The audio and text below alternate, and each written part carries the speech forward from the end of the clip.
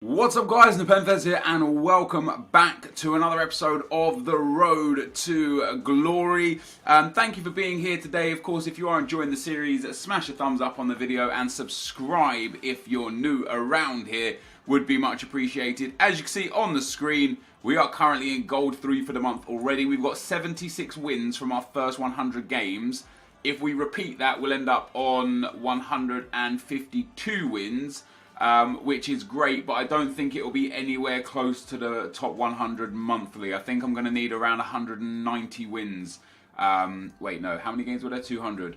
I think I'm going to need around 170 wins, maybe 175 wins to be able to get top 100 monthly. So I need like basically some stunning weekends for the final two weekends. I started off really good, and my next aim, I think it's easier to get top 100 monthly than it is to get top 100 weekly.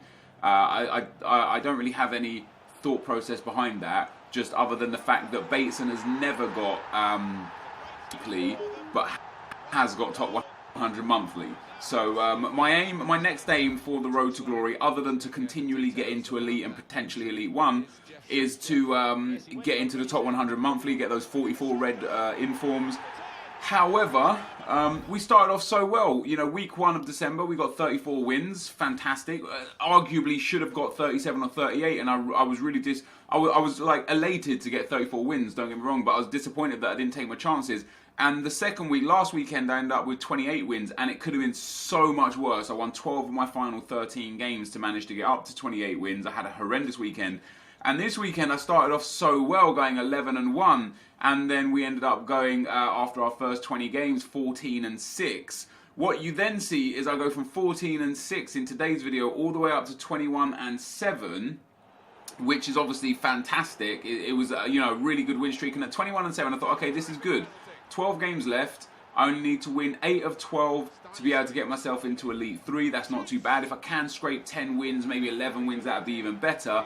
And then, as you'll see throughout the end of this video, I end up losing to go from 21-7 to 21-9. So not the best from me. I've been really inconsistent. And what's the most frustrating thing is, now I've played a lot of FIFA this year. I've played a lot of FIFA in my lifetime. I know how the game mechanics work, and I know what. You know, what makes a good player and what makes a lucky player and what makes an unlucky player. I know when I'm facing someone who's good. I know when I'm facing someone who's as good as me or better than me. And, you know, on that same vein, I know when somebody's just not as good as me I'm against them, right? I know that just from the simple fact I've played so much FIFA, I can tell. I have that ability to understand when someone's as good or not as good as me. And one of the most frustrating things this weekend league specifically, even more so than last weekend, because last weekend I took some losses to some dudes that I should have just lost to. This weekend we find ourselves at a situation where we're like 17-6, and 3 of those losses as penalties, which is always frustrating anyway, because that's my idiocy for not just going out there and just learning penalties to the point where arrow or no arrow, whether they can see what side I'm going to run or not, it doesn't make any difference. That's my bad for not doing that yet. But of all 6 games, none of the games was I outclassed in, and only in 2 of the games were they actual like even games by looking at the match stats. 4 of the games I should have won, and I just lost because of mistakes my end, you know, defensive errors, not making the correct decisions at the correct times, and that's what frustrates me, because I know that I'm this close to getting 35, 36 wins a week. And I'm actually only getting 28 wins a week. Like, you know, I got 28 wins last weekend, and I could easily have got 34 or 35, and I'm this close. And so what I'm trying to figure out is it the team? Is it the formation? Is it maybe player instructions? Is it custom tactics, which I don't use, by the way? Or is it me like literally just sitting here thinking, overthinking things, which could be a problem, and also just sitting here thinking, maybe I just need to play a little bit harder and a little bit better to find out that extra edge to get me through those games. I had a lot of tough games this weekend where I could feel like I was a better player. The stats would suggest I was a better player, but I would lose to a couple of counter-attacks. And that's something that I haven't really done that much in this FIFA this year since the very start. I kind of like carved that out of my game, but that is where we're at. So yeah, that's where we're at in terms of the gameplay and stuff, guys. And I hope that over the next few weeks I can figure out what's causing me to drop these games that I should be winning, and to go back and start picking up 34, 35 wins. And don't get me wrong, I'm not sitting here saying I deserve to win every game I play, because I don't. And there are some games that are close games that could go either way, that are decided by an anomaly or an insane piece of attacking play, or an incredibly stupid piece of defensive play by both me and my opponents. There are games where I won, where it was a close game, and I just managed to edge the game. You know, that on another day, that could be a loss. Those aren't the games that bother me. Those aren't the games that tilt me. The games that tilt me are the games where I'm just clearly outclassed, and they tilt me because I don't understand why I'm not that good. And I've played FIFA for a long time. I know the game mechanics. Like, I watch all the pros. I know what works and what doesn't, but I don't know why I can't necessarily win or play well in that particular game. And the other type of game that tilts me is a game where I'm just in control and I just can't put the ball in the back of the net. And it tilts me so hard just because I want to know why. And one of the things for me that's a big reason is just my composure. I was watching Jabba the other night on Sunday night when he was still playing his games, and he was like 37, 38 wins in, and he came up against a guy who was 5 at the back, part of the bus, and he was just playing such a casual game. And he's like, "Don't worry, guys, we just got to be patient. Eventually, we'll get the goal." Lo and behold, eventually he got the goal, and then that guy collapsed, and it was an easy win for him at the end of the day. But me, I panic in those situations. I don't think, let me play patient here. I think, oh my god, oh my god, oh my god, I'm going to concede to a counter attack and I'm going to lose. And then lo and behold, I concede to a counter attack and I lose. Anyway, enough about that. I'm pretty sure I talked about that exact same thing yesterday. Billy says, does anyone know approximately how much the SBC Lacazette currently costs? Also, is it worth getting that, or is his regular gold card and slapping a Hawker Hunter card on him? So, two things here. First of all, yes, it's worth it. I also apologise for the hard swallowing. Sometimes I just get saliva in my mouth, man. What do you want me to do? Just let it start dribbling out, you know what I mean? Yes, he's worth it. I will tell you how much it approximately is worth in a second. A huge misconception of players is that players can't have chem styles on them. I had someone tweet me the other day saying, what's the point of getting the purple Son or the purple Sterling when you could just put a chem style on their regular card and it makes them as good, if not better, than the upgraded version? Well, because you can also put a chemistry style on the upgraded version and upgrade them even further. So in the same thing here, is it worth getting his blue card or just his regular card and slapping a Hawk or Hunter on him? Why would you not slap a Hawk or a Hunter on his blue card as well and improve him even more? I don't understand the logic behind it. Anyway, Billy, according to Footbin, right now his value is roughly, it's an estimated price at 408,750 coins. That does not take into consideration the 30,000 coins that you get back for completing him, nor does it take into consideration any of the rewards that you get back, which are both coins and packs. So I would say, on average, worst case scenario, you'd be looking at about 250 to 300k. Best case scenario, depending on what you pack in the packs, potentially nothing, potentially for a profit. But I'd say on average, you're probably looking at paying 150 to 250,000 coins for that Lacazette. And is he worth it? Yes, in my opinion. Nick Bastian says, Nep, do you think 11-11 is a good record for the first time in Foot Champions? My Friday was brilliant. He went 8-2. But I had the same issue as you. The Saturday, everything went wrong. You went 3-9. The Sunday, unfortunately, I wasn't able to play. I hear from more people that Saturday is tougher. Do you have a theory behind it? Lots of love from the Netherlands. Dude, if that's your first time ever and you're 11-11, I think that's great, dude. You know, a 50% win ratio, that's 20 wins overall. It's only 1 win behind Gold 2. You know, that's a good weekend away from Gold 1 and a bad weekend away from Gold 3, both of which are reasonable and get you automatically qualified straight back into Foot Champs. So yes, I think that's pretty good. I don't know why it's hard. Like, the only thing I can think of why it'd be harder on Saturday is because more people are playing, causing more stress on the servers, causing more... what is known as, what was it called? Lag compensation. There was a fantastic thread on Reddit about lag compensation and the theories behind why it can some games make you feel like you're playing in mud and some games make you feel like you're playing on air. And it's basically to do with lag compensation, and it explains so much after reading it. And if you guys want to read it, literally just type into Google Reddit lag compensation FIFA 17 and it'll pop up. The theory behind it is if you have 50 milliseconds of ping and the player that you're playing against has 100 milliseconds of ping, it takes 100 milliseconds for his information to get to the EA servers and then 50 milliseconds for EA to send that information to you.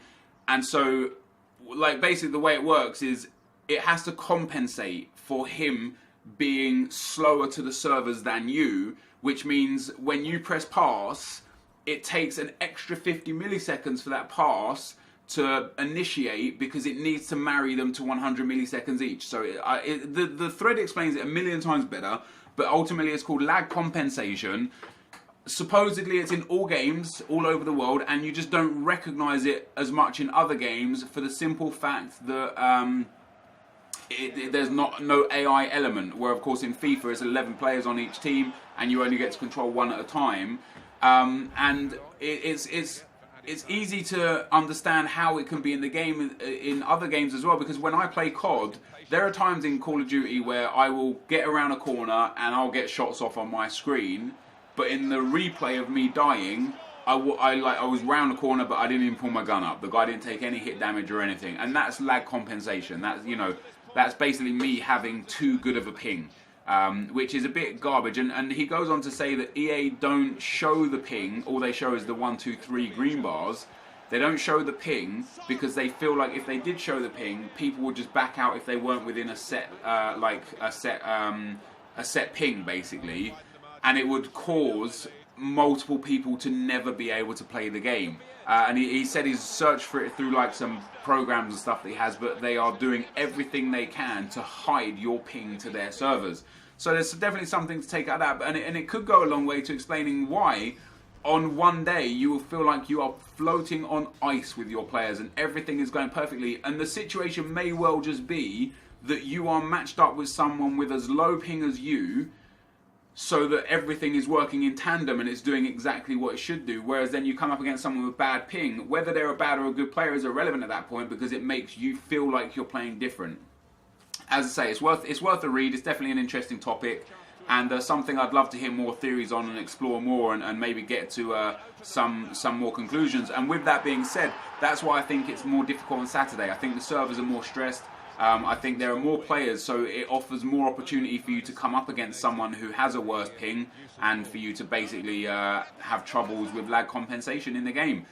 It doesn't explain everything. You're still obviously going to lose to some aids every now and then. You're going to lose to some nonsense. You're going to lose because you're outplayed and you feel like you weren't outplayed. But it definitely isn't something that could be looked at and could be quite important to people's thoughts. Sam8466 says, why did you pay 200k plus for Inform Alba? I paid 290k. I paid 290k for Inform Alba because I initially thought it'd be a good investment, because I was expecting some high-rated SBC cards with these Footma stuff.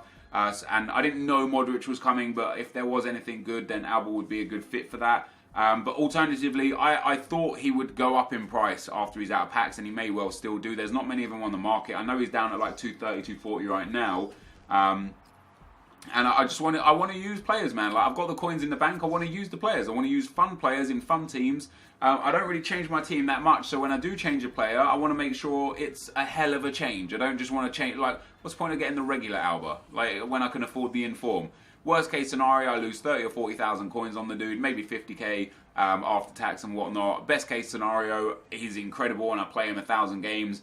And a better case scenario is that I sell him on for a profit or to make my money back, and there's no big deal. So that pretty much, guys, is why I bought him. Reese Laville says, hey, I was wondering what you think to this idea.